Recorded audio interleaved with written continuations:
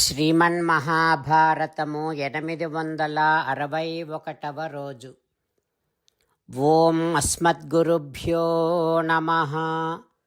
నారాయణం నమస్కృత్య నరం చైవ నరోత్తమం దేవీం సరస్వతీం వ్యాసం తతో జయం ఉదీరయేత్.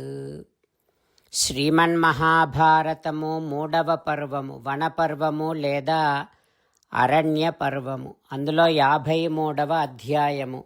సూత మహానుభావుడు శౌనకాది మహర్షులందరికీ ప్రవచనం చేస్తూ ఈ రకంగా చెబుతూ ఉన్నాడు. ఓ మహర్షులారా, వైశంపాయన మహర్షి జనమేజయ మహారాజుకు శ్రీమన్మహాభారతాన్ని ఉపదేశం చేస్తూ ఇలా చెబుతూ ఉన్నాడు.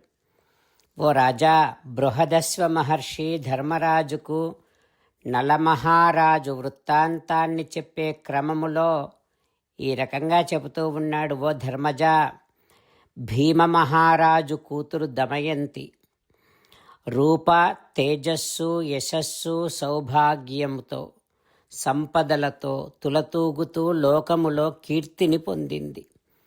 యుక్త వయస్సు రాగానే దమయంతి సర్వాలంకార శోభితయై 100 మంది దాసదాసీజనము చేత 100 మంది సఖీజనము చేత సేవలు చేయించుకుంటూ శచీదేవిలాగా ప్రకాశిస్తుంది.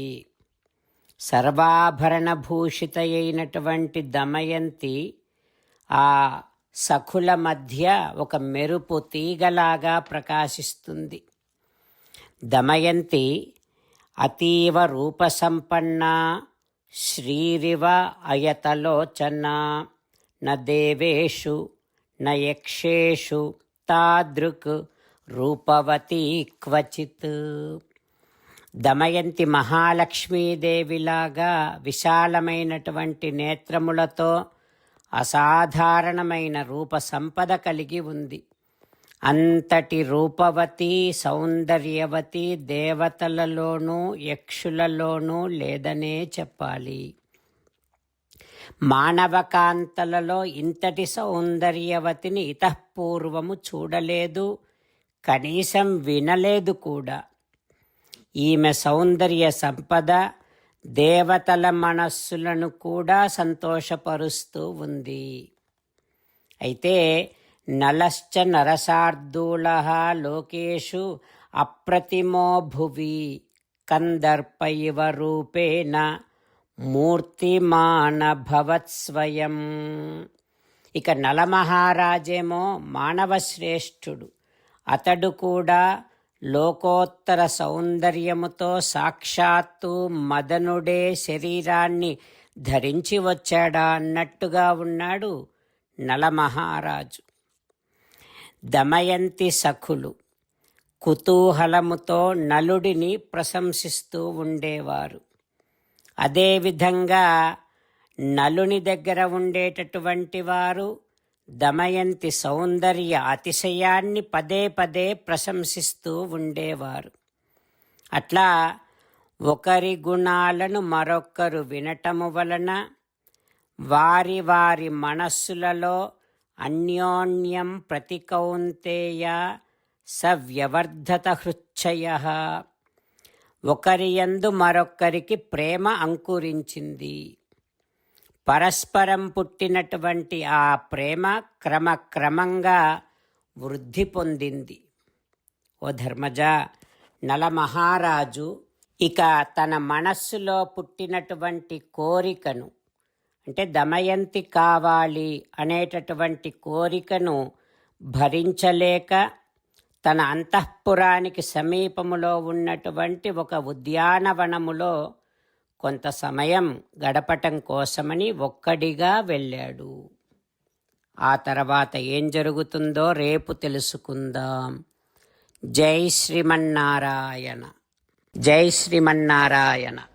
అమ్మా నాన్నలకు సాష్టాంగ నమస్కారం చేద్దాం. మన ఆచార్యవర్యుల శ్రీచరణారవిందములకు సాష్టాంగ నమస్కారం చేద్దాం. శ్రీ వేదవ్యాస మహర్షుల వారి దివ్య పాదారవిందములకు సాష్టాంగ నమస్కారం చేద్దాం. శ్రీ విఘ్నేశ్వర స్వామి వారి శ్రీచరణారవిందములకు సాష్టాంగ నమస్కారం చేద్దాం. శ్రీమన్మహాభారత గ్రంథరాజమునకు శిరస్సు వంచి నమస్కరిద్దాం. శ్రీకృష్ణ భగవానుని శ్రీచరణారవిందములకు సాష్టాంగ నమస్కారం చేద్దాం.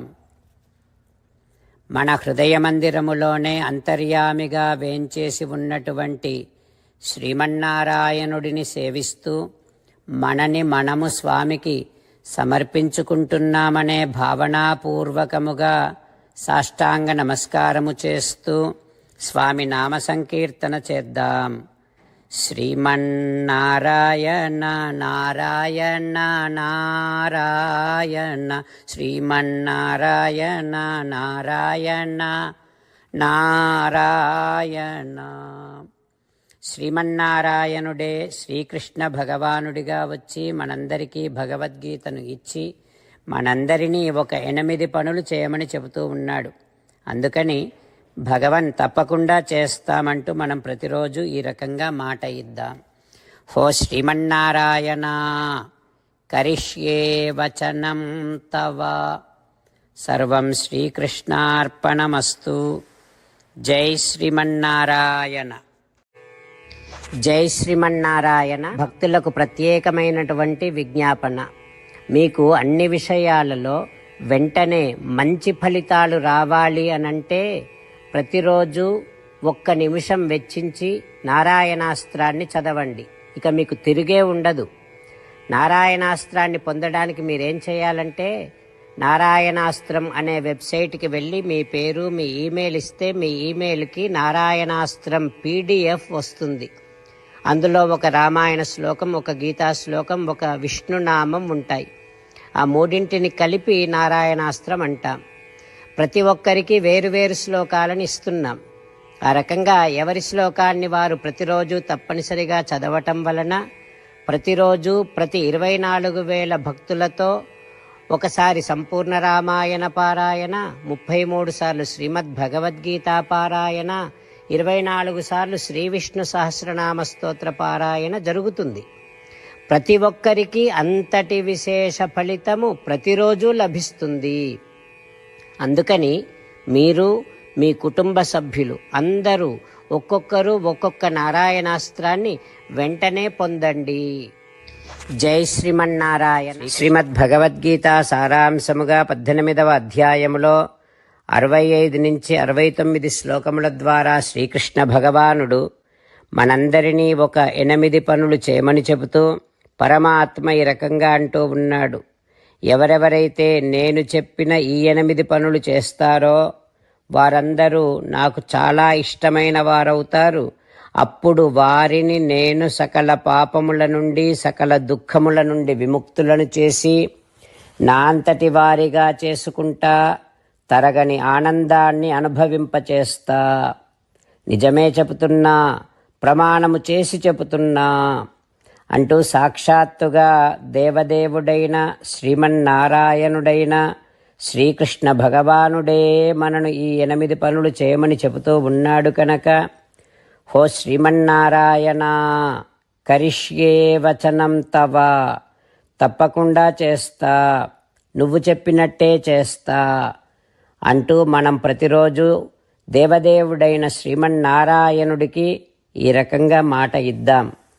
హో శ్రీమన్నారాయణ నువ్వు చెప్పినట్టే నేను నిన్నే సంతతము ధ్యానము చేస్తూ ఉంటా. హో శ్రీమన్నారాయణ నువ్వు చెప్పినట్టే నేను నీ భక్తుడిగానే ఉంటా. హో శ్రీమన్నారాయణ నువ్వు చెయ్యమన్నట్టే నేను నా విధులను కర్తవ్యాలను నీ సేవగా నీ తృప్తి కోసమనే సక్రమంగా నిర్వర్తిస్తూ ఉంటా. హో శ్రీమన్నారాయణ నువ్వు చెప్పినట్టే నేను నీవాడిని అనే మహావిశ్వాసాన్ని సంతతము కలిగి ఉంటూ నా హృదయములో నీకే నమస్కరిస్తూ ఉంటా. హో శ్రీమన్నారాయణ మామేకం శరణం వ్రజ నన్నొక్కడిని మాత్రమే శరణు వేడుకో అని నువ్వే అన్నావు కనుక నేను నిన్ను ఒక్కడిని మాత్రమే శరణు వేడుకుంటా. హో శ్రీమన్నారాయణ మా శుచః, ఇక దుఃఖించకు అని నువ్వే నాకు భరోసా ఇస్తూ ఉన్నావు కనుక నేను ఇక దుఃఖించను. హో శ్రీమన్నారాయణ, నువ్వు చెప్పినట్టే నువ్వు నా కోసమని చెప్పిన శ్రీమద్భగవద్గీతను ఎప్పుడో ఒక్కసారి కాకుండా ప్రతిరోజు కనీసం ఒక్క శ్లోకాన్నైనా అనుసంధానము చేస్తూ గీతోపదేశాన్ని జ్ఞాపకం చేసుకుంటూ ఉంటా. హో శ్రీమన్నారాయణ, నువ్వు చెప్పినట్టే నువ్వందరి కోసమని చెప్పిన శ్రీమద్భగవద్గీతను తెలియని భక్తులందరికీ తెలియచేసే నా వంతు ప్రయత్నాన్ని నిరంతరము కొనసాగిస్తూనే ఉంటా. హో శ్రీమన్నారాయణ, నేను నువ్వు చెప్పినట్టే చేస్తా, నీకు నచ్చినట్టే ప్రవర్తిస్తా, నీకోసమే పని చేస్తూ ఉంటా. కరిష్యే వచనం తవ. సర్వం శ్రీకృష్ణార్పణమస్తు. జై శ్రీమన్నారాయణ.